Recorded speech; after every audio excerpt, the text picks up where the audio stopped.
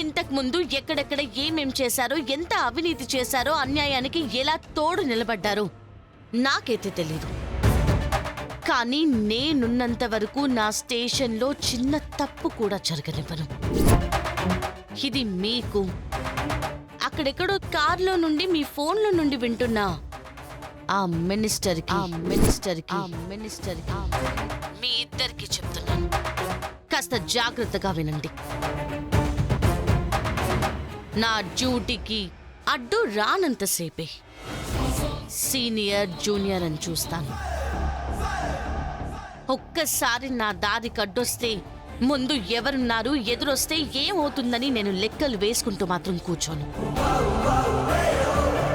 చూడు, నేను తలుచుకుంటే నీ ఉద్యోగం లేకుండా చేస్తాను.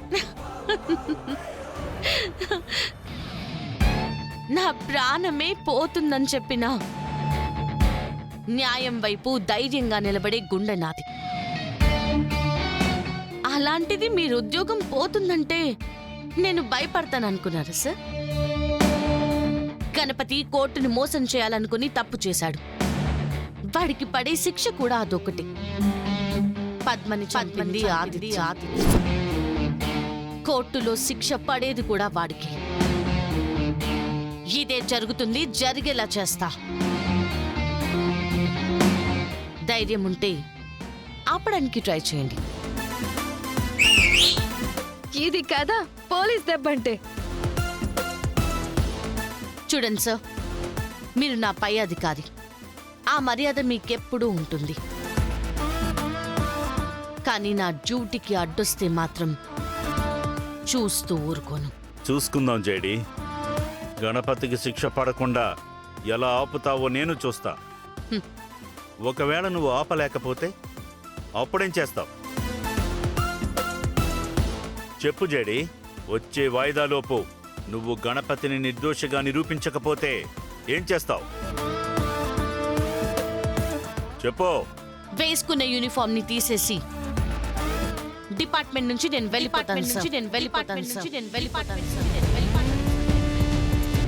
సరే, నువ్వో నేనో తేల్చుకుందాం.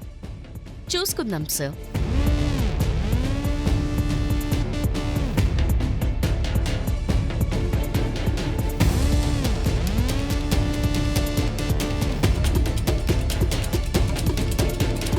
ఏంటి భా ఇది? ఇవాళ గణపతికి శిక్ష పడబోతోంది. నేను టెన్షన్ పడాల్సిన అవసరం లేదని చెప్పారు, కానీ జేడి వచ్చి ప్లాన్ అంతా తలకిందులు చేసేసింది. అంతా నీ తప్పే మినాన్.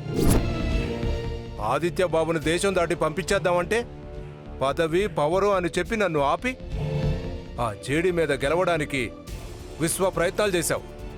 కానీ కానీ కానీ ఏంటే కానీ ఏంటే కానీ ఏంటే కానీ ఏంటే కానీ ఏంటే ఓడిపోతున్నా జేడీ మీద గెలవలేకపోతున్నా అంటున్నావా? ఫింగర్ ప్రింట్ మ్యాచ్ అయిన రోజే నీ కొడుకును అరెస్ట్ చేసేవారు. ఆపిందెవరో? ఇప్పటికీ నీ కొడుకు బయట ఉన్నాడంటే ఎవరి మీద గెలిస్తే బయట ఉన్నాడో మర్చిపోయావా? ఏంటి, నీ కొడుకును దేశం దాటి పంపించేస్తావా?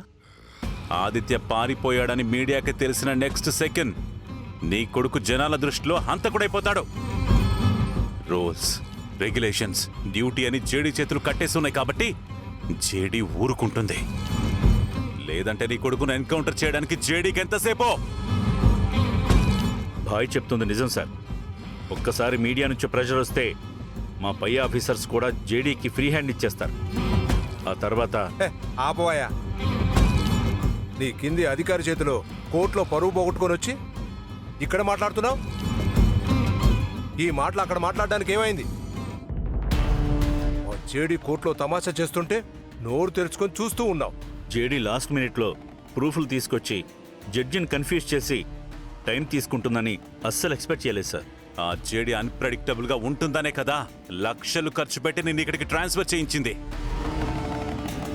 చూడు మిశ్రా, నువ్వు ఇంతకు ముందు ఎలాంటి వాడితో పనిచేసావో నాకు తెలియదు. కానీ జేడీ నీతికి, న్యాయానికి, నిజానికి తప్ప ఇంకెవ్వరికీ తల వంచదు, తగ్గదు. కానీ ఆ జేడీని కంట్రోల్ చేయాల్సిన బాధ్యత నీదే. జేడీ చేసిన మొదటి తప్పు నీతో బెట్టు కట్టడం. ఇప్పుడు కేసులో ఓడిపోతే జేడీ డిపార్ట్మెంట్ నుంచి వెళ్ళిపోతానని చెప్పింది. కాబట్టి మనం చేయవలసిన పని ఒక్కటే, పద్మని మోసం చేసింది, చంపింది ఆదిత్యేనని ప్రూవ్ చేయడానికి జేడీకి ఒక్క సాక్ష్యం కూడా లేకుండా చేయడం. జేడీ పై అధికారిని కాబట్టి జేడీ ఏం ఇన్వెస్టిగేషన్ చేస్తుందో, ఏ క్లూస్ సంపాదిస్తుందో నేను తెలుసుకోగలను భాయ్. జేడీకి ఆ నిజాలకి మధ్యలో నేనుంటా. ఒక్క సాక్ష్యం కూడా జేడీకి దొరకకుండా నేను చూసుకుంటా. నేను పైనుంచి ప్రెజర్ తెప్పించి కేసు నెక్స్ట్ హియరింగ్లోనే జడ్జిమెంట్ ఇప్పించేలా చేస్తా. అయితే ఈసారి జేడీ ముగ్గురు రాక్షసులతో యుద్ధం చేయాలి. ఆ యుద్ధంలో ఎలా గెలుస్తుందో చూద్దాం. మధు సార్, మీరెంత కష్టపడి నన్ను ఇక్కడికి ట్రాన్స్ఫర్ చేయించారో నాకు తెలుసు. మీరేం టెన్షన్ పడకండి సార్. జేడీకి వేరే కేసులు అసైన్ చేసి డైవర్ట్ చేస్తాను. ఈలోపు ఎక్కడో ఒక చోట చిన్న తప్పైనా చేయకుండా ఉంటుందా? చేసిన వెంటనే సస్పెండ్ చేసి గణపతికి శిక్ష వేసే వరకు డిపార్ట్మెంట్లోకి తిరిగి రాకుండా చేస్తాను. నన్ను నమ్మండి. ఆ జేడీ మీద నేను గెలిచి ఆదిత్యబాబుని కాపాడతాను.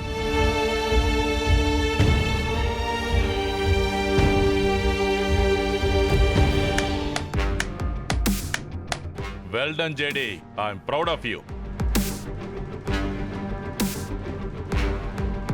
వివేక్ లాంటి సుపీరియర్ ఆఫీసర్కి ఎదురెళ్తున్నానన్న భయం కొంచెం కూడా లేకుండా న్యాయం కోసం నువ్వు ఎంతో కష్టపడి ఏదో సాధించాలని వేసుకున్న యూనిఫామ్ గురించి కూడా ఆలోచించకుండా అన్యాయానికి అడ్డుగా నిలబడ్డావు. నీ స్థానంలో ఉండుంటే నాకు నీ అంత ధైర్యం ఉండేదో లేదో తెలియదు, కానీ నీలా మొండిగా పై అధికారికి ఎదురెళ్లే ధైర్యం మాత్రం అస్సలుండేది కాదు. అలా అనకండి సార్. ఈ ధైర్యం నాకు మీరిచ్చింది.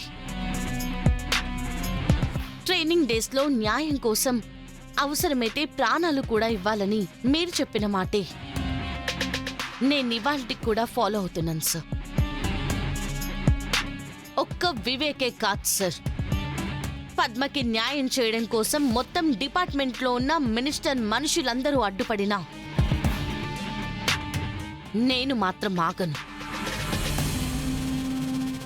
16 ఏళ్లు కూడా నిండని చిన్న పిల్లని మాయ మాటలు చెప్పి మోసం చేసి ప్రెగ్నెంట్ చేసి చంపేసిన ఆదిత్యని జైలుకి పంపించకుండా ఈ కేస్ మాత్రం క్లోజ్ కానివ్వండి సార్. నీ ఆవేశంలో, నీ పట్టుదలలో న్యాయం ఉంది జేడీ. కానీ నువ్వు ఎదురెళ్తుంది సామాన్యమైన వ్యక్తితో కాదు. వివేక్ మిశ్రా పదవి, పవర్ రెండూ తన వెనకున్నాయి.